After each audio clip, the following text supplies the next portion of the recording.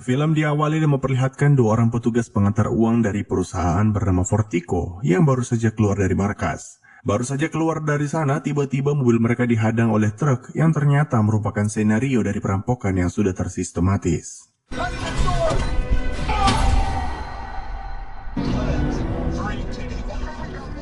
Film pun menunjukkan beberapa waktu kemudian, di mana seorang pria bernama Patrick Hills, si botak pemeran utama dari film ini, sedang melamar ke perusahaan Fortico yang tadi kita lihat di awal film. Sang manajer perusahaan tersebut bernama Terry, cukup terkesan dengan pengalaman kerja Hills yang dahulu juga bekerja di perusahaan serupa, selama kurang lebih 11 tahun. Ia pun langsung diterima. Impressive. That was a good company.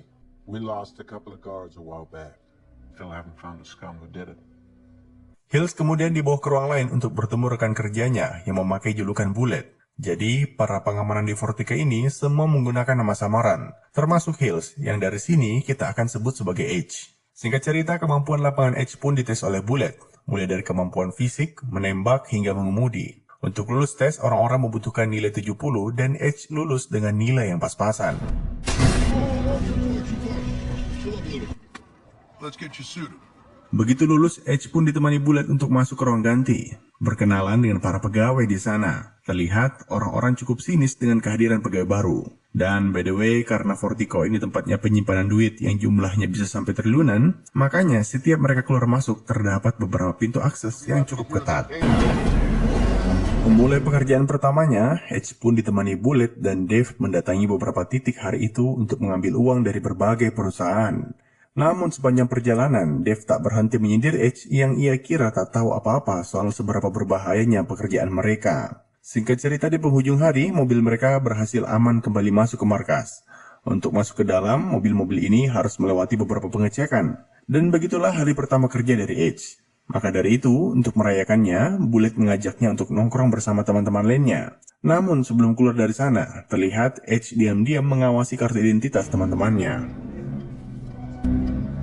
Di tempat biliar, kembali H mendapat perlakuan yang tak mengenakan dari rekan kerjanya. Bahkan, John, si penjaga akses masuk utama di kantor, terlihat mencoba memancing emosi H, tapi yang ada dirinya malah dipermalukan. Let me buy you a beer. Anything else? Keesokan harinya, mereka kembali bekerja seperti biasa. Kali ini, Bullet sendirian pergi mengirim uang di sebuah kapal pesiar, sedangkan Dave dan H menunggu di mobil. Namun, tiba-tiba terdengar dari radio kalau Bullet sedang mengalami kesulitan. Uang yang ia pegang dirampok serta dirinya dijadikan sandera. Dave yang biasa sok jagoan, sekarang malah jadi terlihat sangat panik. Ia bahkan sempat ingin melarikan diri. Di saat itu, H malah bersikap sebaliknya. Ia terlihat sangat tenang. Ia pun meminta Dave untuk tenang dan mengikuti permintaan dari para perampok, di mana mereka diminta ke suatu tempat untuk menyelamatkan Bullet. Sesampainya di sana, para perampok menyuruh mereka memindahkan seluruh uang yang ada di mobil. Dengan santai, H mengikuti itu semua. Namun tiba-tiba,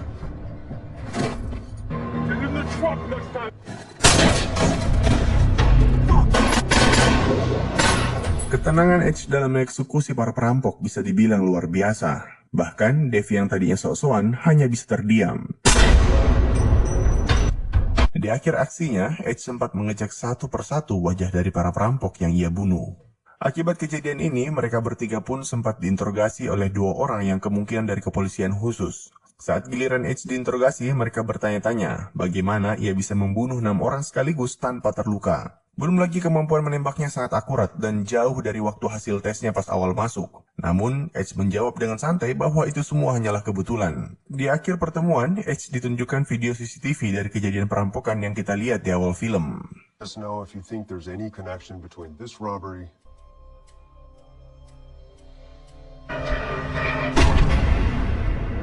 Keluar dari sana, Terry sempat menyampaikan bahwa ingin memindahkan H ke bagian front office. Karena menurutnya, orang yang habis membunuh bisa saja terkena penyakit mental jika diteruskan. Tapi pendapat sang manajer langsung dibantah oleh owner Fortico yang sangat senang dengan kinerja H. Di lain sisi, dua orang tadi yang menginterogasi H pas keluar dari sana langsung menelpon bosnya dan bilang kalau benar H adalah orang yang mereka cari-cari. Si bos juga bilang kalau begitu biarkan H di sana karena kita sudah tahu alasannya kenapa, yang nantinya akan terjawab sendiri di pertengahan film. Loud and clear. Malamnya, seorang wanita datang ke apartemen H dan membawakan file rahasia mengenai latar belakang dari tiap anggota pengamanan di Fortico, serta sebuah file hasil autopsi. Malam itu, ia juga tak berhenti mengulang video terkait tragedi yang sempat ia lihat tadi. Dari sini kita akan dibuat semakin penasaran, siapakah Edge sebenarnya? Keesokan harinya saat masuk kerja, orang-orang di Fortico tak lagi memandang Edge belah mata. Mereka malah melihatnya sebagai seorang pahlawan. Hingga akhirnya tak terasa Edge sudah bekerja di sana selama kurang lebih 3 bulan. Dan di suatu siang saat mereka sedang melaksanakan tugas, mobil mereka kembali dihadang oleh beberapa orang tak dikenal. Para perampok handal ini berhasil menangkap Bullet dan mulai menembakkan gas ke dalam mobil. Namun, kembali Edge terlihat sangat tenang dan memilih keluar dari pintu belakang mobil sambil menahan nafas. Begitu para perampok melihat wajahnya, tiba-tiba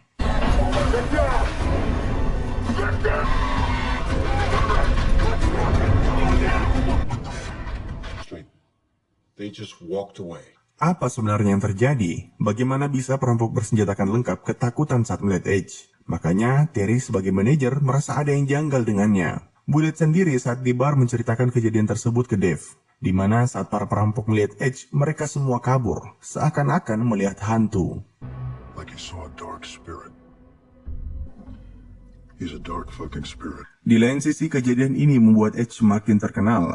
Bahkan seorang pengamanan wanita bernama Dana langsung mengajaknya tidur bareng. Tapi tetap saja Edge terlihat seperti menyembunyikan sesuatu. Dan benar saja, malam itu tiba-tiba ia memaksa Dana ke ruang tengah. Dan tak segan-segan menodongnya dengan senjata sambil menginterogasinya. Terkait dari mana ia mendapatkan uang cash yang ia sembunyikan di rumahnya. Apakah ia bekerja sama dengan para perampok? Untungnya, Dana berkata jujur kalau ia mendapatkannya secara tidak sengaja karena kesalahan klien ataupun sistem di Fortico. Dan selama ini, ia tak pernah bekerja sama dengan para perampok. Edge cuma memperingatkan, seandainya Dana tak berkata jujur, ia memiliki semua informasi terkait orang-orang yang ia sayangi, termasuk foto dan alamat orang tuanya di desa. I want you to understand. The table was a picture of your parents. It's like, good. Kira-kira 5 bulan yang lalu, Edge terlihat sedang siap-siap menonton pertandingan basket bersama putranya yang bernama Doggy. Saat akan menaiki mobil, tiba-tiba ia mendapat telepon dari anggotanya bernama Mike. Dan Mike adalah perampok yang sempat kita lihat tadi. Nah, siang itu Mike bilang kalau operasi mereka agak kacau karena salah satu anggota tim mereka terkena kecelakaan saat akan ke lokasi. Ia membutuhkan bantuan bosnya, aka si Edge, yang kebetulan saat itu posisinya tak jauh dari sana. Dengan terpaksa, Edge pun menyempatkan diri membantu anak buahnya. Begitu tiba di lokasi, Edge memarkirkan mobilnya tak jauh dari sana, sembari ia turun pamit ke putranya berpura-pura akan membeli makanan.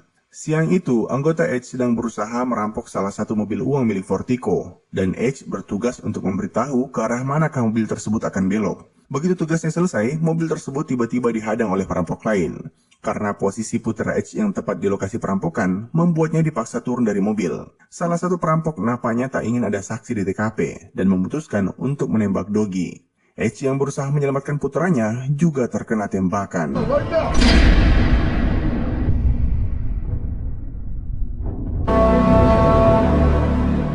3 minggu kemudian, setelah beberapa kali operasi karena terkena 4 tembakan, akhirnya Edge berhasil bangun dari kondisi koma. Sayangnya, putranya Doggy tak semujur dirinya.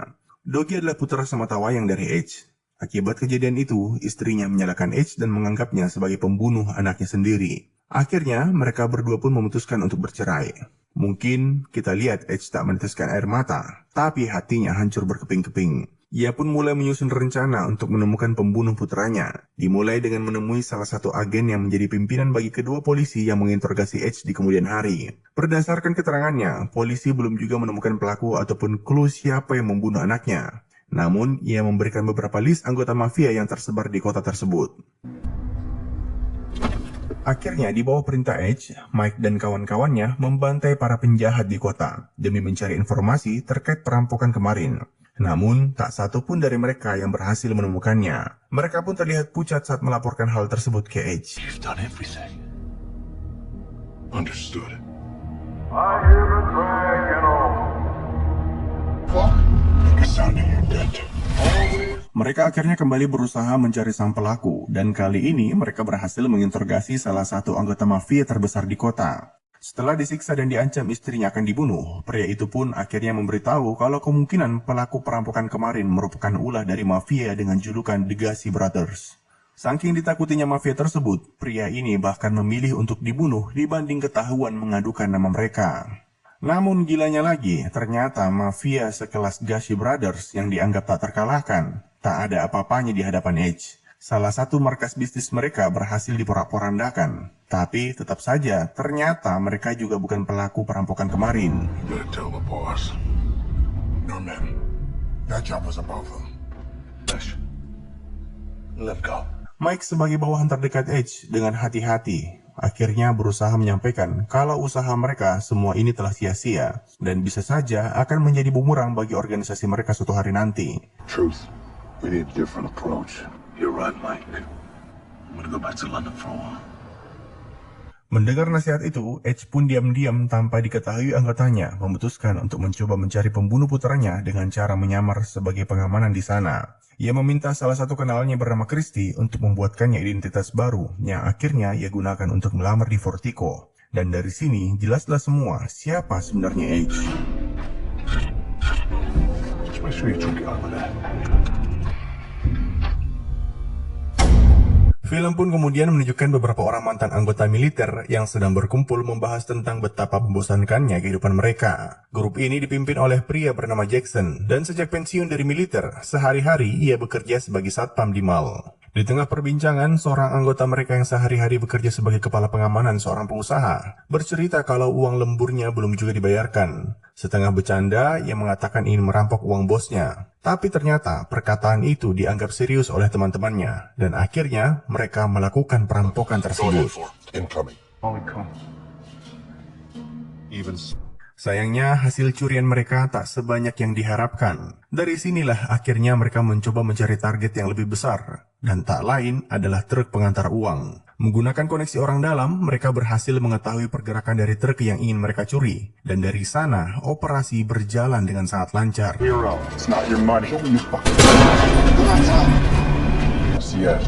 Rhythm is normal. He's smart. Thank you. Film pun menunjukkan beberapa waktu kemudian, saat setelah pesta perayaan ulang tahun dari Jack, mereka kembali berkumpul dan Jack kembali memberitahu anak buahnya kalau mereka akan ada proyek baru. Serta kali ini truk pengantar uang yang mereka incar nilainya 6 kali lipat dibanding yang kemarin. Tapi dari mana Jack bisa tahu semua ini? Ya, dari orang dalam yang tak disebutkan namanya. Ia bilang kalau orang dalam ini juga merupakan mantan anggotanya sewaktu di militer dahulu. Singkat cerita, setelah 6 minggu mereka planning dan latihan, akhirnya hari perampokan pun tiba. Mereka menyamar sebagai pekerja proyek. Yang dari sini sebenarnya sudah bisa kita tebak kalau mereka inilah para perampok yang dicari-cari Edge selama ini. Pas hari kejadian itu, sebenarnya semua berjalan lancar, sesuai dengan rencana Jackson. Namun, salah satu anggotanya yang paling arogan bernama Jen, terlihat panik karena pengamanan dari Vertigo sempat memberikan perlawanan. Dan karena wajahnya terlihat oleh Doggy, makanya dia juga ikut dihabisi.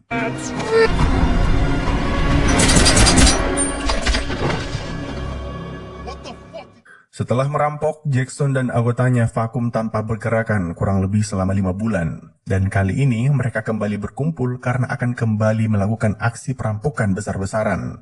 Mereka tak lagi mengincar truk pengantar uang, namun yang akan mereka rampok adalah isi brankas dari Vertigo itu sendiri. Jika berhasil, mereka bisa mendapatkan uang sampai triliunan. Tapi, tentu saja, semakin besar keuntungannya, semakin besar juga resikonya. Rencana matang mereka ini muncul berkat bantuan orang dalam Vertigo sendiri yang tadi Jackson sempat sebutkan. If our guy doesn't come through, tell him he'll come through.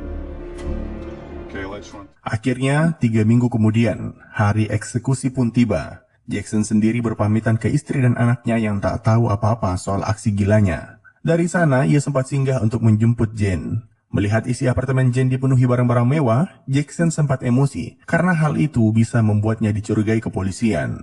Di lain sisi, minggu itu brankas di Vertigo bisa dibilang lagi penuh-penuhnya. Pengamanan di sana pun ditingkatkan. Singkat cerita, hari itu setelah mengantar uang ke beberapa titik, Bule terlihat gelisah dan pada akhirnya ia pun memberitahu Edge kalau dirinya selama ini adalah orang dalam dari para perampok. Tentu, Edge sebenarnya sangat gembira akhirnya bisa menemukan orang yang selama ini ia cari. Namun dia mencoba bersikap tenang dan menggali informasi lebih dalam. Bullet sendiri bercerita kalau hari ini teman-temannya akan merampok brankas Vertigo. Dan alasan ia memberitahu Edge terkait rencana ini tak lain karena ia membutuhkan bantuannya untuk bisa masuk ke markas tanpa dicurigai. By the way, Mimin kembali mengingatkan bagaimana sistem di Fortico, di mana untuk mobil bisa kembali masuk ke markas, mereka membutuhkan laporan dari 2 orang yang sejak awal bertugas. Jika tidak, akses tak akan diberikan. Maka dari itu, Edge pun berpura-pura untuk setuju dengan tawaran Bullet. Dari sana, mobil mereka mengangkut 4 orang anggota Jackson. Namun, untuk memastikan rencana berjalan dengan lancar saat di gudang, tangan Edge diikat dan senjatanya diambil.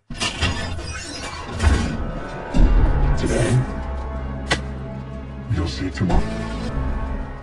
Sejauh ini, semua berjalan sesuai dengan rencana yang Jackson sudah buat. Mobil pun berhasil kembali ke markas tanpa dicurigai. Dan dari sana, mereka berhasil masuk ke brankas yang sedang dibuka. Sayangnya, posisi tangan dan kaki Edge diikat, sedangkan Bullet dan teman-temannya berpura-pura sedang ditawan demi bisa masuk ke ruang akses utama. Para penjaga di sana akhirnya terpaksa memberikan perlawanan.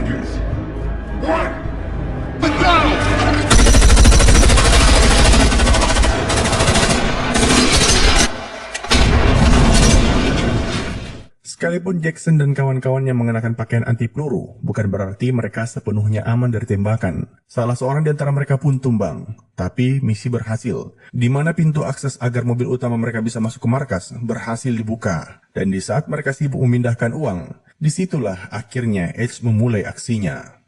Then 2 and 3 in the truck.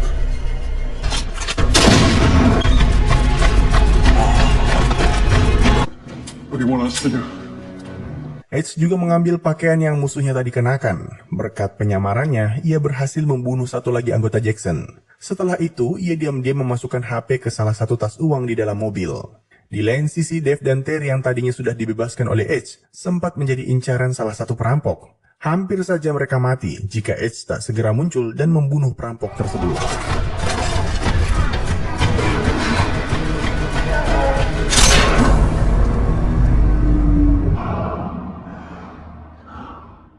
Tapi, sayangnya, akibat pertarungan barusan, kaki Edge sempat terkena tembakan dan terluka parah. Sedangkan di luar sendiri, saat ini sedang terjadi perlawanan antara perampok dan pengamanan yang tersisa. Terlihat, Dana dan teman-temannya berhasil menahan Jackson untuk kabur. Tapi, yang mereka tak perhitungkan sama sekali adalah Bullet yang tiba-tiba muncul dan menembaki mereka dari belakang.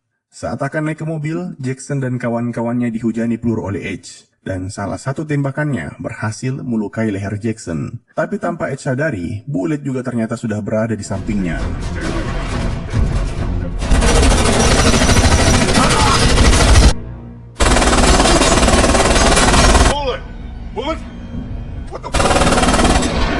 Nah, dari sini tersisa Bullet, Jackson, dan Jen. Namun, bagaimana mereka akan kabur? Ternyata, menggunakan mobil baja Fortico, mereka berhasil menembus barikade polisi. Dari sana, mereka mengarah ke sebuah gedung yang mereka sudah rancang agar polisi tak bisa mengikutinya. Sesampainya di sana, tas-tas uang tersebut dipindahkan, sedangkan luka Jackson terlihat semakin parah. Sebenarnya, beberapa hari sebelum eksekusi, Jackson dan anggotanya sempat membuat perjanjian, di mana jika hanya ada satu orang yang selamat dari perampokan ini, dia harus merawat keluarga dari teman-teman yang ditinggalkan, dengan membagi uangnya. Tapi, Jackson terlihat khawatir jika yang selamat itu adalah Jen, karena ia terkenal egois dan tak beradab, dan benar saja, bukannya membantu Jackson melarikan diri, ia malah membunuhnya.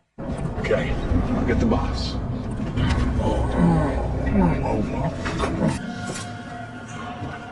It's not coming.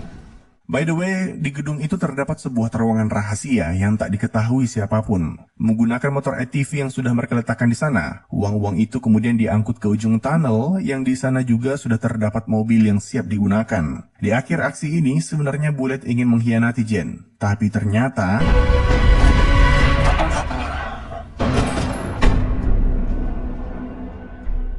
Dan rencana pelarian itu pun berhasil. Tak satupun polisi yang berhasil melacak keberadaan Jen. Malam itu, sehabis mandi, Jen yang lagi asik minum-minum, tiba-tiba dikagetkan dengan dering telepon dari salah satu tas uang miliknya. Dan ternyata...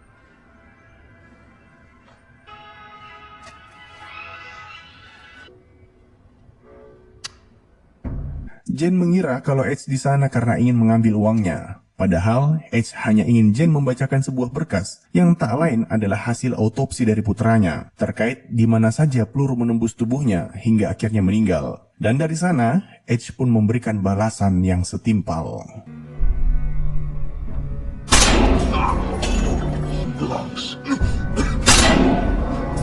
That was Dougie.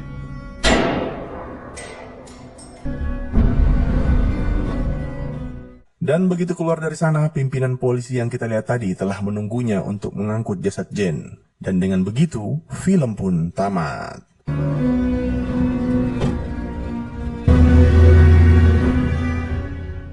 Terima kasih telah menonton. Sampai jumpa di film selanjutnya. Jangan lupa komen, like, dan subscribe. Terima kasih, sampai jumpa.